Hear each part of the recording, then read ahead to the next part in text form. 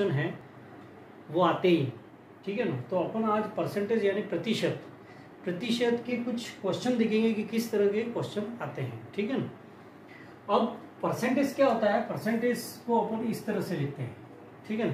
Percentage का मतलब होता है 1/100। कभी भी अगर हमें परसेंटेज को फ्रैक्शन यानी भिन्न में बदलना है तो 100 से डिवाइड करना है यानी भाग देना।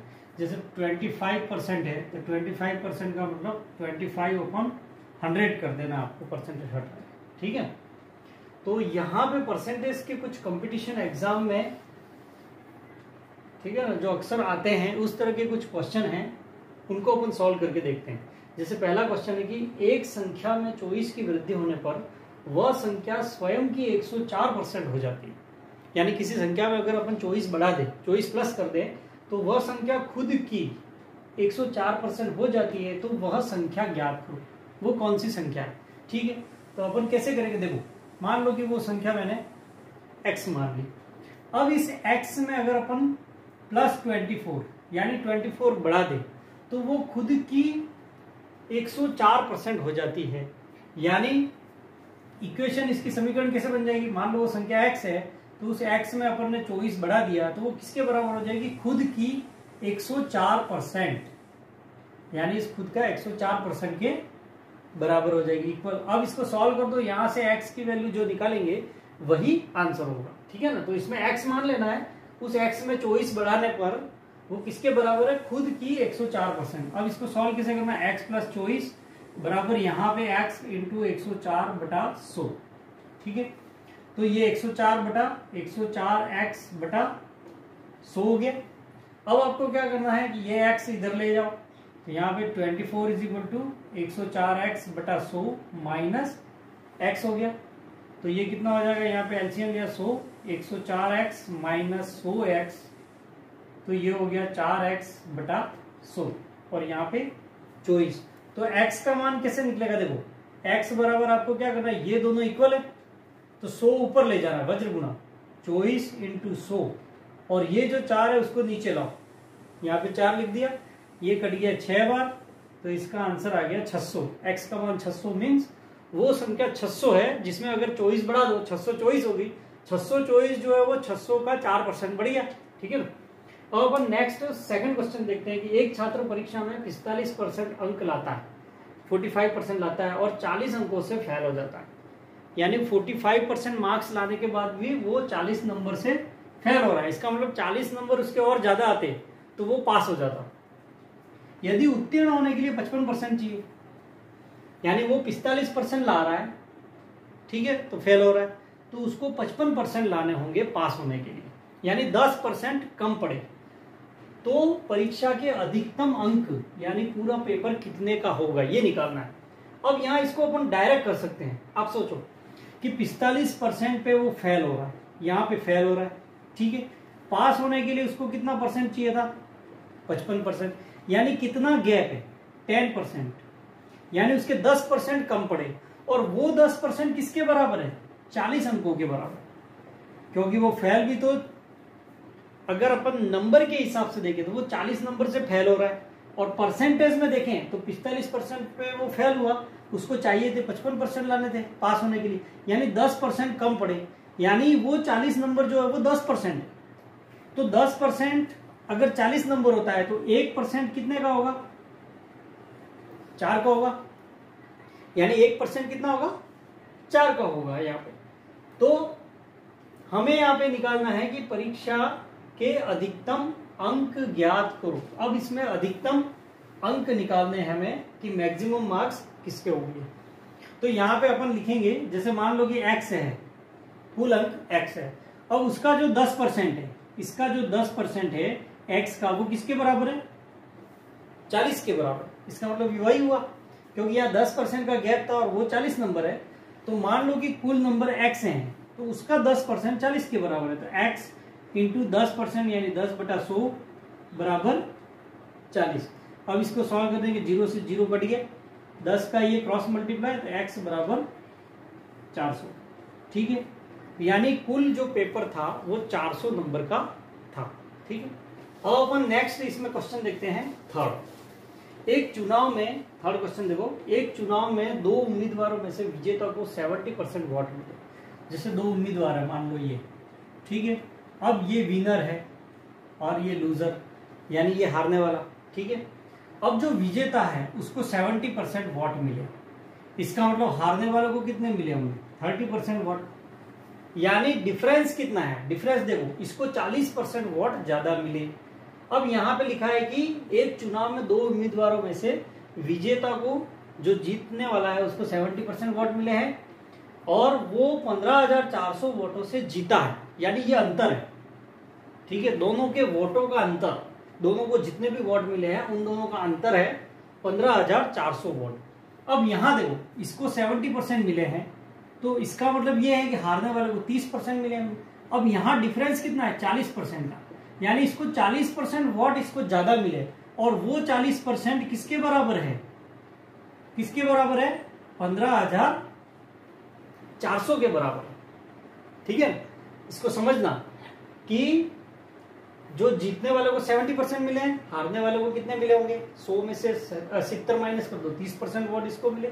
इसका मतलब ये जो जीतने वाला इससे 40% ज्यादा लाया, और वो अंतर, ये जो 40% किसके बराबर है? यहाँ लिखा भी है कि जीतने वाला 15,400 वोटों से जीता है, यानी इन दोनों के वोटों का डिफरेंस 15,400 है, और वो परसेंटेज में देखे तो 40% है, यानी 40% जो है वो 15,400 के बराबर है।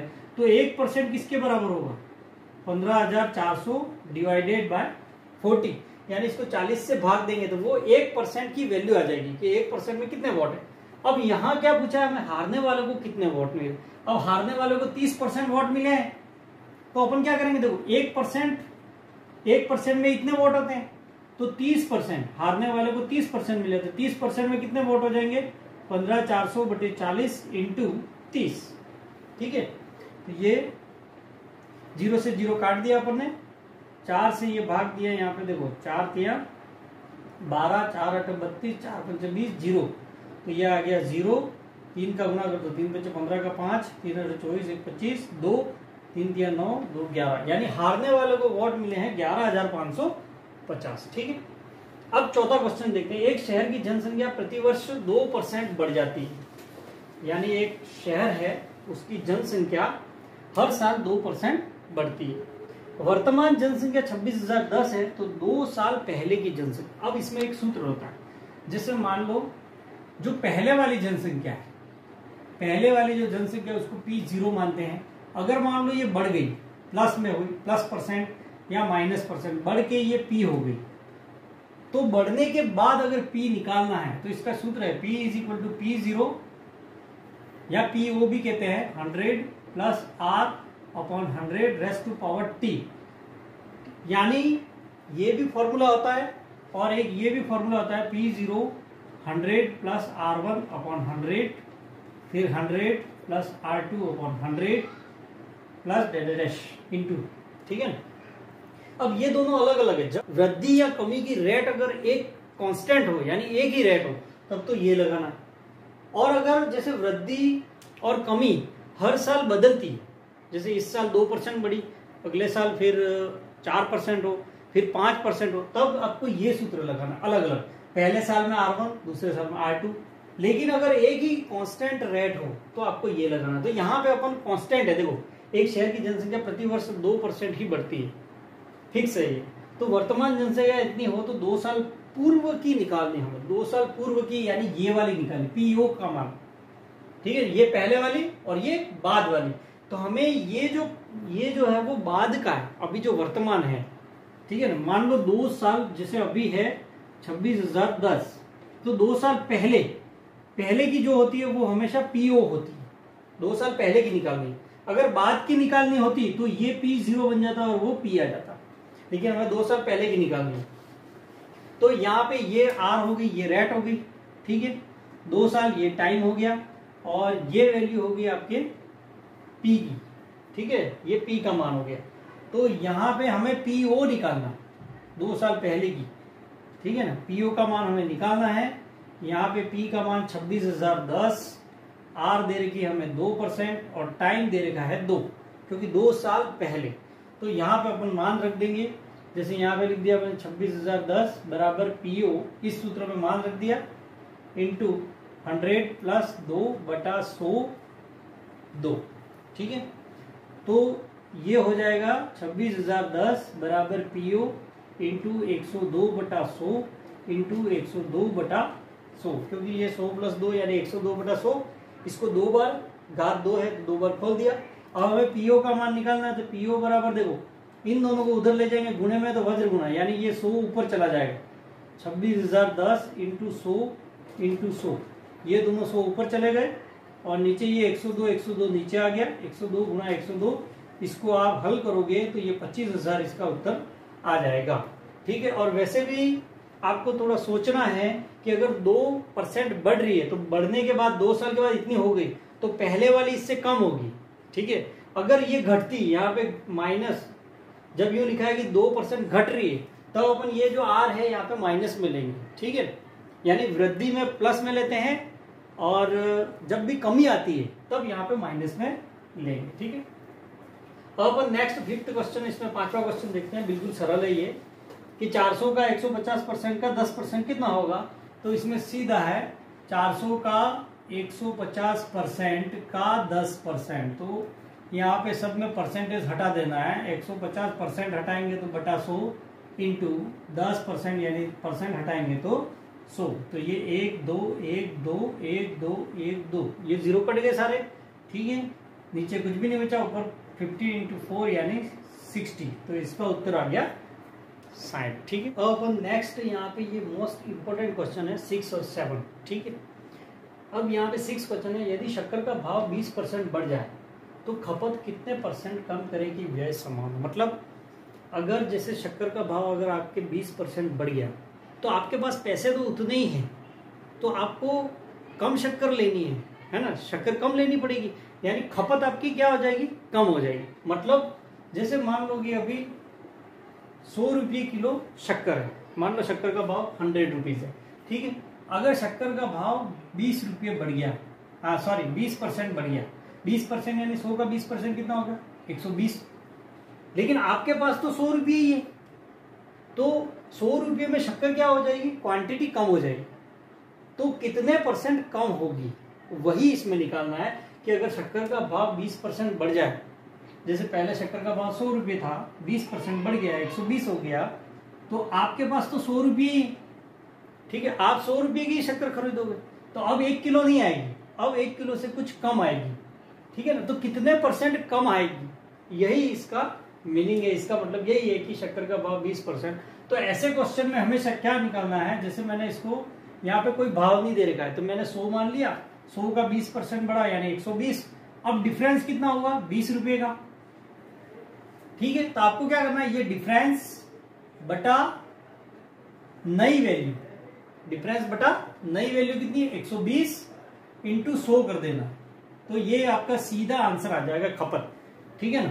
तो इसको ये अपन काटेंगे यहां से 2, ये 6 बार, इसको 1600/6 यानी 50/3, तो ये कितना होगा, 16×48, 16.66% ये आंसर आ जाएगा इसका सीधा। जैसे यहाँ पे भी है 7 क्वेश्चन, इसी तरह का एक क्वेश्चन नंबर 7 है कि यदि प्याज का भाव 24 रुपये पर केजी, यानी 1 किलोग्राम प्याज का भाव 24 रुपये, वहां से बढ़ के अगर प्याज का भाव 36 रुपये हो गया तो आप खपत कितने % कम करेंगे कि व्यय समान रहे। अपने पास तो 24 रुपये ही है। ठीक है ना। पहले 24 रुपये भाव था प्याज का, अब अगर मान लो 24 का 36 रुपये हो गया, तो आप तो 24 रुपये ही है मान लो, तो 24 रुपये के ही लेने, तो इसका मतलब अब 1 किलोग्राम प्याज नहीं आएंगे, कम आएंगे, तो वो कितने % कम आएंगे, यानी खपत कितनी कम हो जाएगी, ये निकालना है। तो आपको क्या करना है, पहले 24 था, अब कितना हो गया 36, डिफरेंस देखो कितना है 12, तो 12 बटे जो नया भाव है 36 इंटू 100, बस इसको सॉल्व कर देना, आपका आंसर आ जाएगा, ये आ जाएगा 33.33।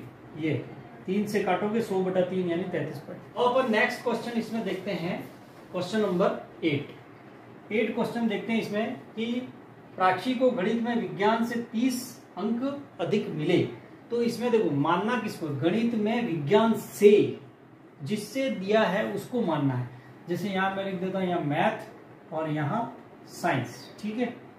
तो उसको मैथ यानी गणित में विज्ञान से 30 अंक ज्यादा मिले, यानी गणित में 30 नंबर ज्यादा है उसके विज्ञान से, तो विज्ञान को यहाँ मान लेंगे x, तो गणित में कितने हो जाएंगे इससे 30 ज्यादा यानी +30, ठीक है।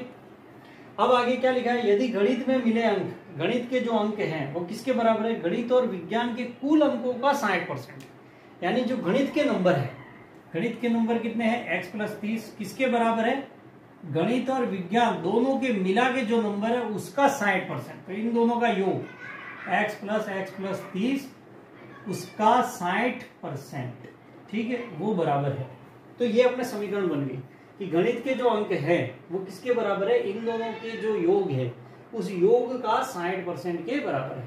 अब इसको आप हल कर दो, x का मान निकालो, वही अपने साइंस का आ जाएगा, ठीक है। x + 30 इसको अपन हल करेंगे तो यहाँ अंदर हो गया 2x + 30 इंटू 60% यानी 60/100, ये काट दिया मैंने, और कट जाएगा ये 3 और ये 5, ठीक है। अब इसका 3/5 का इससे गुणा कर दो तो 6x/5 हो गया, ये 3/5 का गुणा 2x से किया तो 6x/5, 3/5 का गुणा इससे किया तो ये आ गया 18, ठीक है।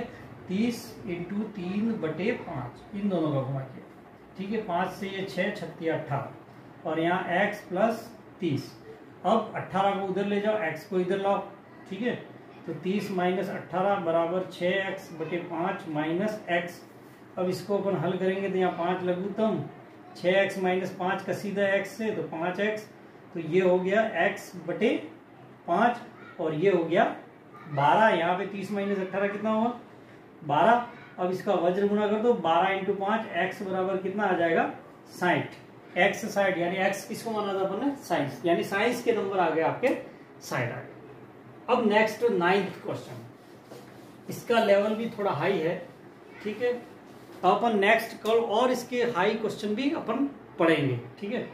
अभी अपन 9th क्वेश्चन देखते हैं, x का 40% = y, x का 40% = y, यहाँ पे लिखा है x का 40% = y, तो 40 का y% = x का कितना परसेंट हो। अब ये क्वेश्चन वैसे समझ में ही नहीं आता कि x का 40% = y है, ठीक है, ये इक्वेशन है, तो 40 का y% = x का कितना परसेंट होगा। तो अपन पहले इससे एक इक्वेशन बनाते हैं कि x का 40%, इसको थोड़ा सा देखते हैं, x × 40/100 = y, 0 से 0 ये 2 और ये 5, तो यहाँ 2x हो गया और ये 5 इधर गुणे में चला गया, 2x = 5y। तो यहां से मैं क्या करूंगा, y का मान निकाल दूंगा, तो ये 5 या गुणे में तो नीचे आ जाएगा 2x/5, इसका अपन यूज करेंगे आगे, ठीक है।